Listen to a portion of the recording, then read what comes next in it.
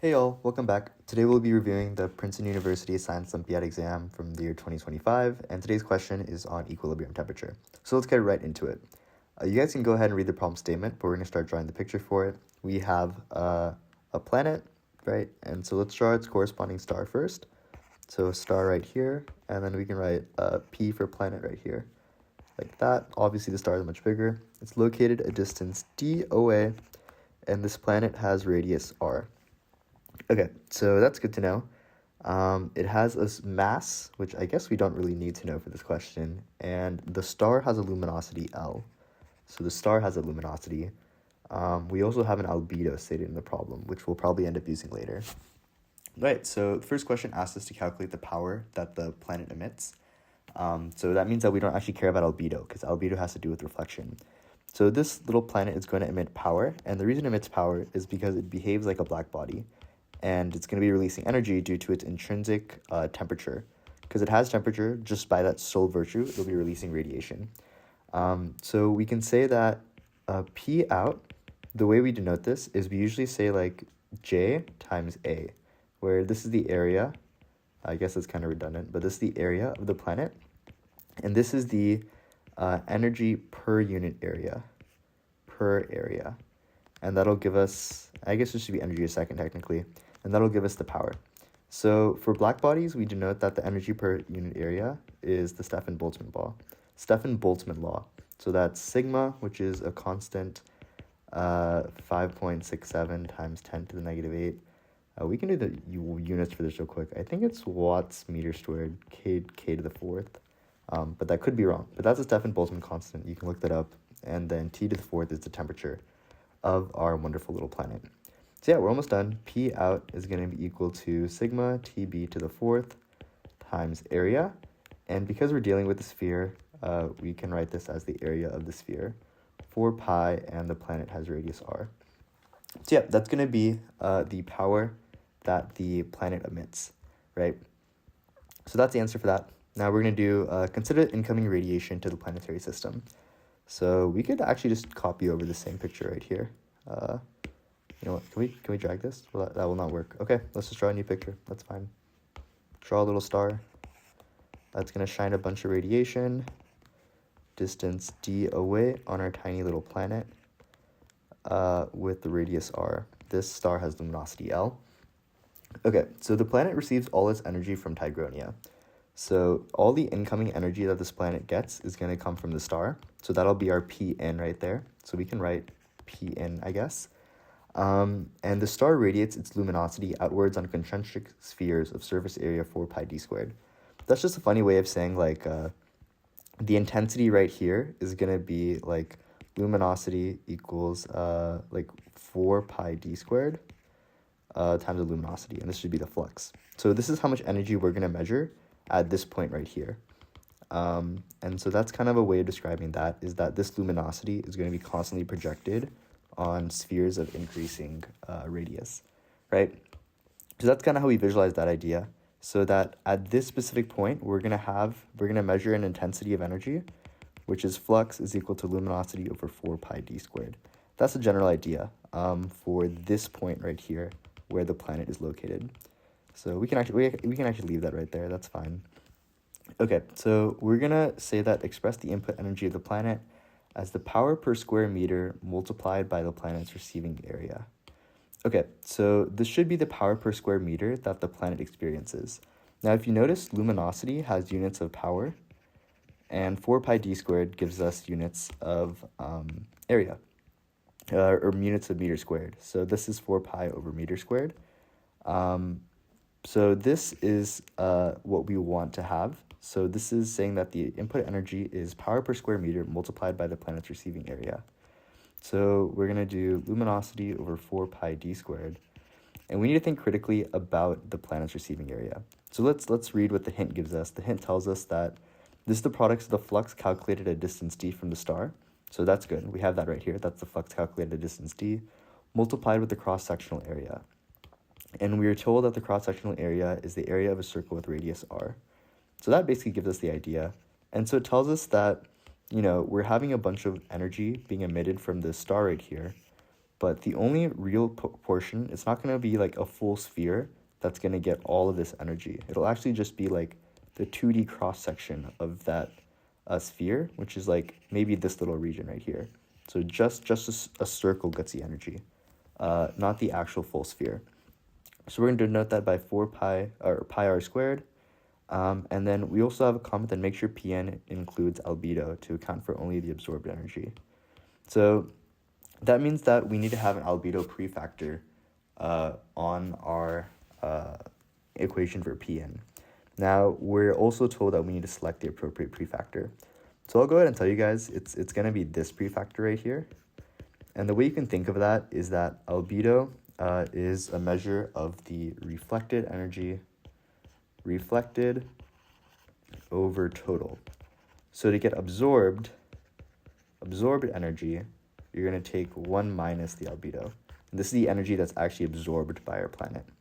So this is the equation for Pn. You do notice that your pi's cancel out.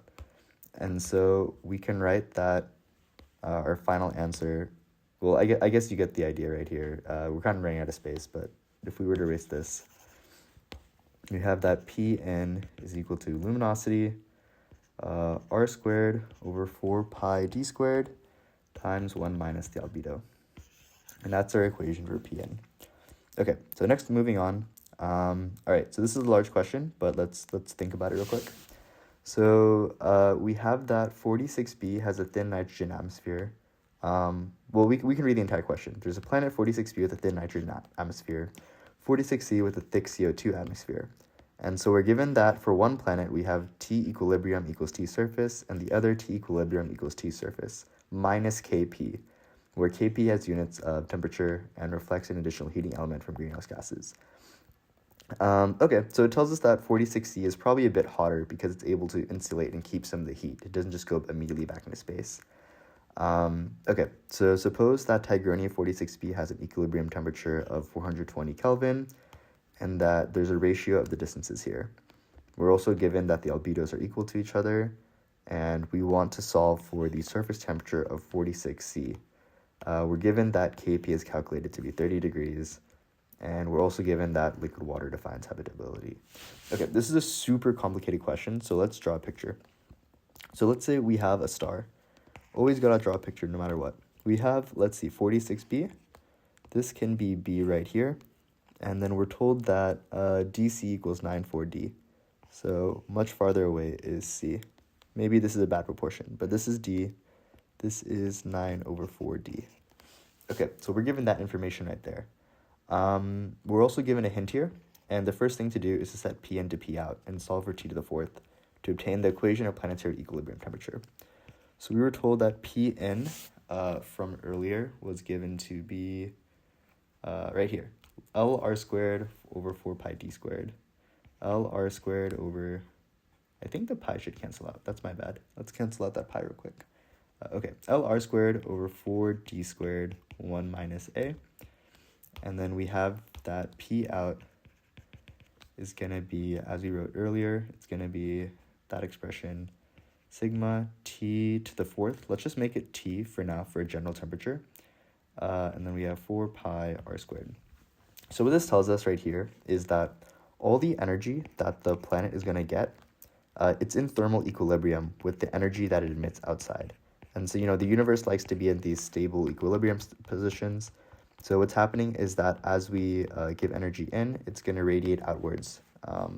That same energy due to its black body intrinsic energy. All right, so we can set P in to P out, and we get that L r squared 1 minus albedo over 4d squared equal to sigma T to the fourth 4 pi r squared. You notice that the r squareds cancel out. Let's use red for that actually. R squareds cancel out, and actually nothing else really cancels out. So we have that T to the fourth is equal to luminosity 1 minus the albedo. And then we can divide by 16, pi d squared sigma, the Stefan-Boltzmann constant. That looks to be right to me. Yeah, that should be pretty good. So that is our equation for the planetary equilibrium temperature equation. Okay, so I think the idea is that we want to set up two of these equations for both planets. So let's go ahead and do, let's do Tigronia 46b first. Okay, so for Tigronia 46b, we can say that TEQ, because we're just given that its equilibrium temperature is equal to the surface temperature. So we could say TEQ, we could say TS, T surface. Either way, it's equal to luminosity 1 minus albedo over 16 pi d squared sigma. And I think these are quite literally all the variables we were given in the problem, so that's fine. Note this is the luminosity of the star, so let's put it right there. Yeah, but anyways, this is quite literally just the system describing Tigronia, whatever, B. What did we say? It was 46b. Okay, so that's just the equation describing Tigronia 46b. Nothing more to it. We could say that this is TB if we wanted. We're also told that this is equal to 420 Kelvin to the fourth.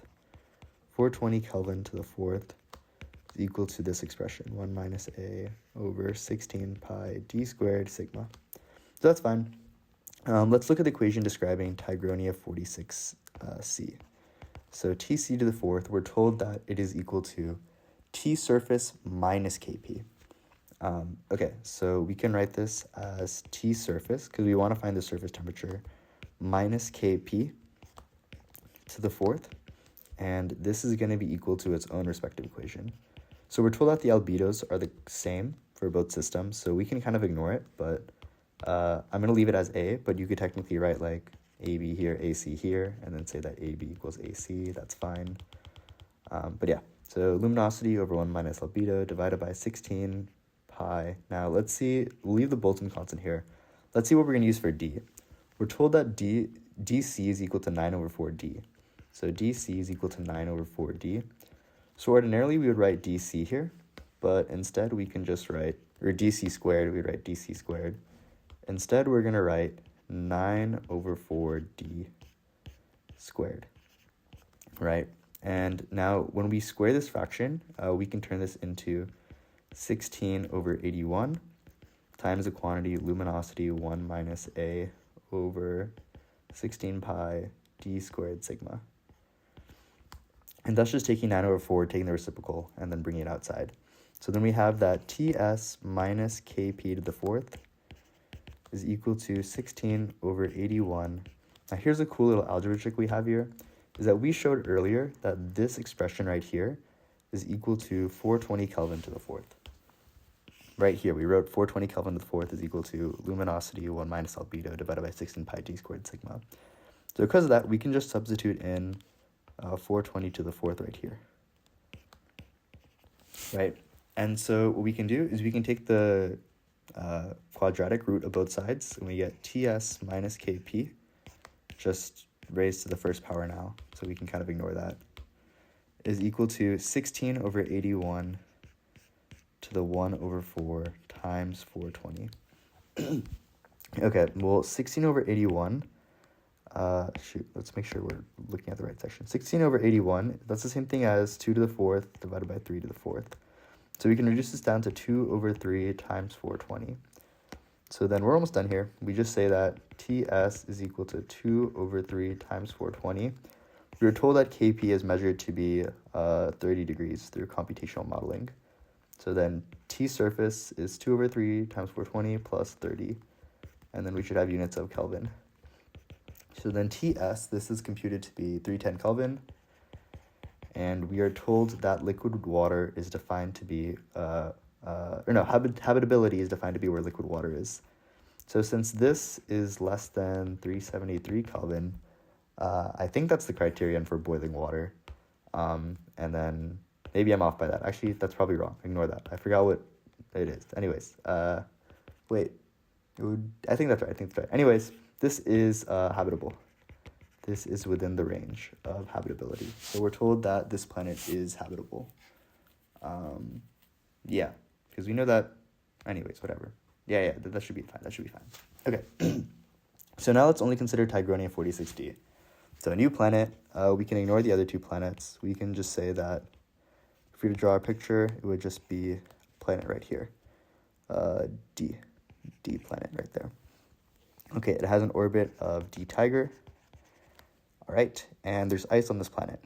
Suppose that its albedo goes as a function of a of t equals a naught minus ct squared. So we're told that as the temperature increases, the albedo decreases. And so this could be that as the temperature increases, the ice on the planet melts, and then it changes the surface composition so that more light is either reflected or deflected. In this case, as the albedo, as the temperature increases, the albedo decreases, and so we're told that more light is absorbed as opposed to reflected. So the planet's going to continuously heat up. That's the general idea, right? Okay, was that right? Because albedo decreases, albedo is reflected. Yeah. So we're going to reflect less light, absorb more light. Okay, so let's see. We're assuming that albedo is appropriately defined, so no issues there. Show that the equation for planetary equilibrium temperature is now quadratic in t squared, and solve for the roots of this quadratic with respect to t squared. We can define a new variable, and that is phi is equal to this quantity right there. So I'm just going to copy and paste what the equation of planetary equilibrium temperature is, which was this, what we wrote up here. Okay, so we have this equation now. Okay, so let's go ahead and think about this problem. So we can substitute in what the albedo is. T to the fourth is equal to L1 minus A naught plus CT squared divided by 16 pi d squared times sigma. Okay, so we're told that this should also be d tiger technically, because we're plugging in the property. Okay, so we're told that phi is equal to this quantity right here. So we can just say that t to the fourth is equal to phi 1 minus a naught plus ct squared, which is equal to, we can write this as phi ct squared plus phi times 1 minus a naught. So now this is a quadratic expression, so let's write it as a proper quadratic. 0 is equal to t to the fourth minus phi ct squared minus phi of 1 minus a naught. And now here we supply the quadratic formula, because we have t squared here, and then this is technically like t to the 0 if we want to. So we can just apply the quadratic formula very nicely. Like you could, like, if you want to think about it, you can say like x equals t squared, and then you have x squared plus bx plus c, however you want to write the quadratic formula out here. So yeah, so let's just do the quadratic real quick and then call it a day. This is going to be phi plus or minus the square root of phi squared minus 4 negative phi 1 minus a naught all over 2. And this should not be phi to the fourth. This should be 5 squared. Okay, so then we have t squared is equal to phi plus or minus the square root. And then we can say this is, let's see. Wait, am I missing something? There should be a c right here. That's my bad. So let me rewrite both of these things real quick. Phi c squared, and this should be, we can say minus for now. And then this looks okay, but let's make it more legible. Phi c. Okay, and that's basically our final answer. All we'd really have to do is, like, I suppose we could make this positive and then just throw in our phi 1 minus a naught and divide it by 2. And we are done. Let's make sure we include that c. Yep, and so these would be what we'd get out of solving for this t squared in the quadratic. And we wrote a little like asterisk, like you could kind of think of these as like stable or unstable roots of the system, and maybe use like Mathematica or something to visualize the function more properly. But yeah, these are the questions for the exam this year. Hope that helped, and enjoy studying astronomy. Thanks, y'all. Bye.